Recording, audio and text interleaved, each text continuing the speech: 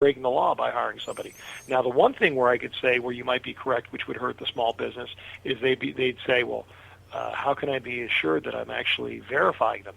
Well, find a system like E-Verify, make it much more powerful, have the businesses the opportunity to vet their employees through that system. And if it comes up, red, a no-go, well then, don't hire them. If you, have it come through the system and it says it's gray and we're not 100%, well, you can hire them in the meantime until it gets, viewed and verified if that person's here correctly or not. It should be a real cut and dry system, but no, nobody should be able to take advantage of being here illegally. It's just breaking the law, set in stone, breaking the law. So by penalizing or excising some sort of penalty on small businesses or large businesses, whatever the case may be, for hiring illegal aliens, to what end does that accomplish? Would you use that to deport the illegal aliens that are currently in the country? What it does is it encourages the businesses that may be hiring people illegally to stop doing it. And what that does in turn is it has the illegals unable to find jobs, so they would not want to be here. I would love to be able to do this in conjunction with the fair tax that I mentioned, because what the fair tax does is it encourages job growth here in America. So we would probably get to a point where we would need people to be here, and if they were good, law-abiding citizens, they could reapply for citizenships or job visas, doing it the correct way, and the economy would be so big that everybody would say, okay, we have a 4% unemployment rate, which, of course, when you have a 4% unemployment rate, half of those people just don't want jobs or aren't looking, and the other half are just in transition between jobs. If you have an under 4% unemployment rate, they say that's essentially a 0% unemployment rate. This would encourage people to go through the proper system correctly. And trust me, if we knew that we needed people here, they'd easily be able to pick up the jobs and have businesses and everybody saying, okay, let's help make this system process to get in here and work legally for good potential citizens an easier path. So I just don't want to reward somebody who's broken the law. It makes absolutely no sense, and it's not fair to those that have done the right thing and played by the rules. That's all. It doesn't help anybody yet to have a subculture. It's not that I do not agree with you. The reality, though, is that even without a job, somebody who comes into this country illegally, specifically from Mexico, still prospers, still is provided a better life than they would in Mexico. So what truly is the deterrent then? Well, I mean, the deterrent for the people to say that it's not a good job is that another thing is you have to get everybody off the welfare system who's here illegally. Illegals who are here are able to take advantage of a welfare system. For example, here in Arizona, I think it was the 2013 statistics, our budget was about $9 billion or 9 point something billion, and almost a quarter of that budget went to illegals in schools and healthcare related issues. Almost a quarter of our budget went to illegals, and I don't understand how that could happen at all, unless you're not enforcing the rules on the books. If you're here illegally and you know that you could get penalized or kicked out of here, then you would not want to try to take advantage of our healthcare system or our school systems in that way, sense, or form. I just don't understand why people cannot go through the rules of law correctly and why our federal government cannot enforce those rules. Doesn't mean I'm not sympathetic to those that want a better way of life, but just like I can't get into Mexico if I try to sneak in, they'll shoot me maybe. Who knows? I don't know what they'll do. But the fact is it's supposedly much harder to get into Mexico than it is into the United States of America. I just feel that our rules have to be enforced, and everybody should play by the rules. Otherwise, it's a disadvantage to those that are playing by the rules. I don't necessarily know if it's that much harder to get into Mexico. For someone who has gone through the border several times, I mean, it's just as easy as walking through the border. It's much harder, even as an American citizen, to get back through the border. Right. But what I'm trying to say is we have rules for a reason. if I'm going to pay taxes, if you're going to pay taxes, do you think it's fair for everybody else who's taking advantage of the system to pay taxes too? I couldn't agree with you more, sir. Something you're also so somebody's going to break our law.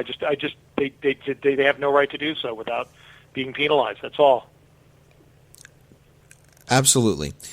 Something you also hit on your campaign website, and something you've talked about in your campaign, you vehemently oppose Common Core. Yes. What would you see as an alternative to Common Core and the standards that are currently in place that many of the states have adopted? Well, I felt that everything was fine enough, that we had our ACTs or SATs or PSAT scores that were probably enough of an influence to, encourage states to do better or try harder. Just our scholastic aptitude tests that we had. I didn't see why we had to change a whole system in place. I'm sure there might be some great things in Common Core, but the most important thing, what I did not like and what I do not like, is once again another federal Department of Education, basically holding states' monies until they agreed to adopt Common Core. And that's, I believe, what happened here in Arizona. In order for us to get $3 billion of our budget back, the federal government was basically saying, you want that money, you have to adopt Common Core. I just believe in almost every case the states know better. Especially in the case of education, I think that states know much better than the federal government what the children in Arizona want. Even more to the point, I think local government knows much better. I live in a town called Scottsdale. People in Scottsdale versus Phoenix versus the Indian reservations versus, Flagstaff, Tucson, Globe, they might have a different need in their towns for what their students might need to be learning. If you're a farming community or, more technology-related community, it just might make more sense to have certain courses offered in certain teaching ways. I just do not believe the federal government really has a business to be in the business of education. So that's my main beef. I would agree with you there, but I would say this. Common Core was developed by the National Governors Association in the 90s. So this is actually a plan that was developed by the states. Correct. But it was the federal government who eventually said in 2009, we will offer grants, additional grants to those states that adopt the Common Core standard. Right.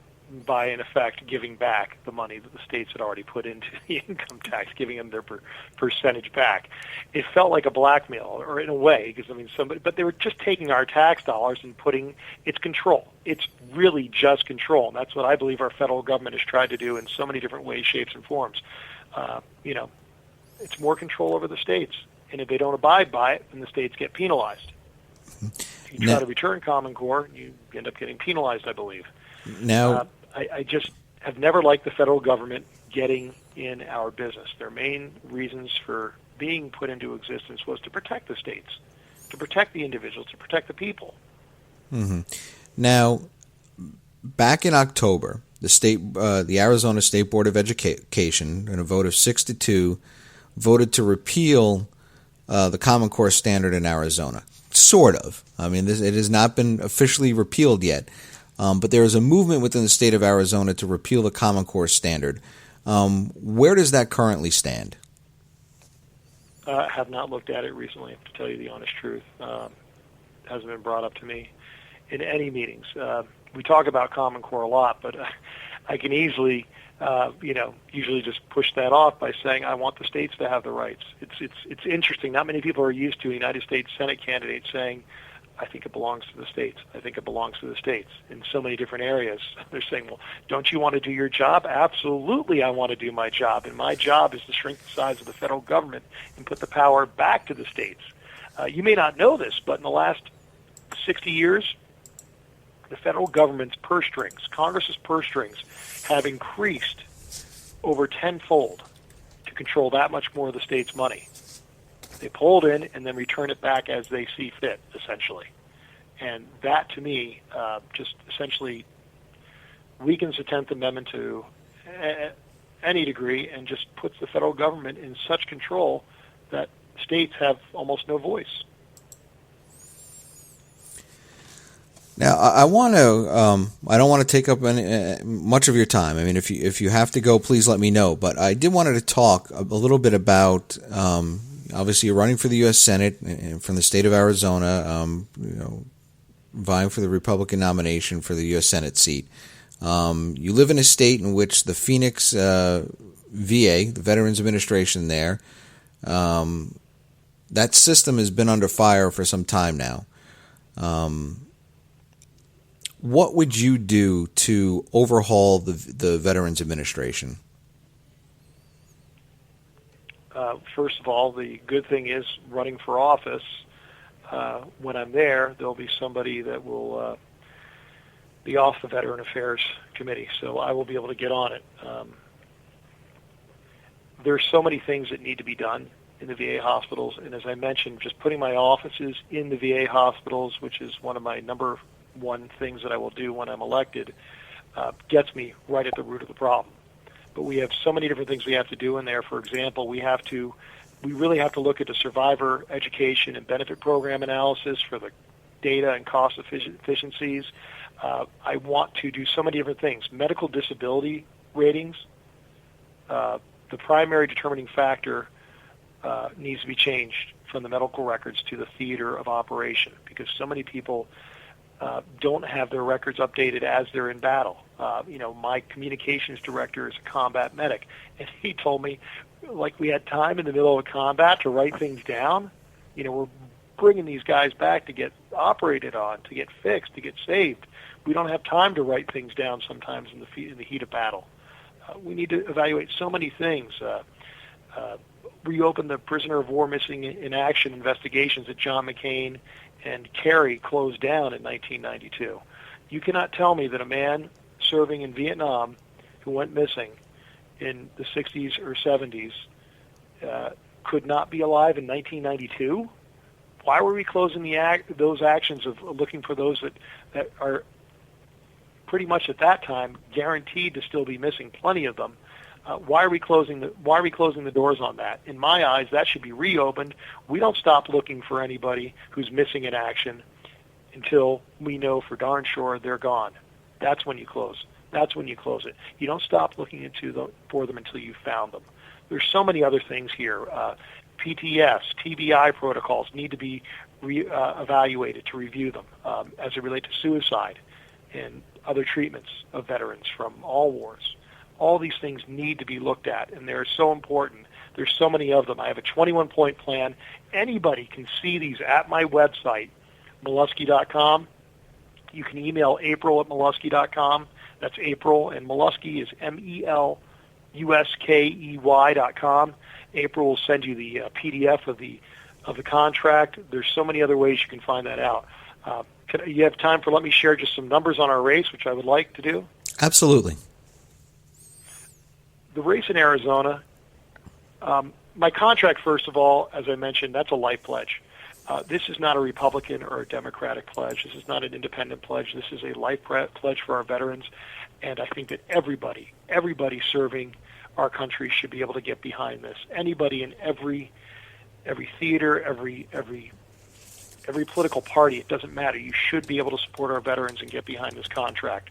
But what I would like to say about my race alone as it stands, if you are a Republican and you want to keep the U.S. Senate intact and able to get us a good Supreme Court justice or 2 or 3 in the next 8 years, you need to ensure that I win this Senate seat. John McCain is the least popular sitting United States senator with his constituents in the United States of America. He is a coin toss 6 months out against the Democratic challenger, which means he will lose in the general election if you're the nominee. I'm the only one in this race that gets a 15% bump. The number one issue with Arizonans, for 15% of Arizonans, is they want an outsider who's never served in political office before and is also a successful businessman who gets it, who has logical solutions to real problems. Nobody else has them. Nobody else gives real solutions in my campaign. They give platitudes. They give empty we need to do this, we need to do that. Well, how are you going to do it is what I like to ask.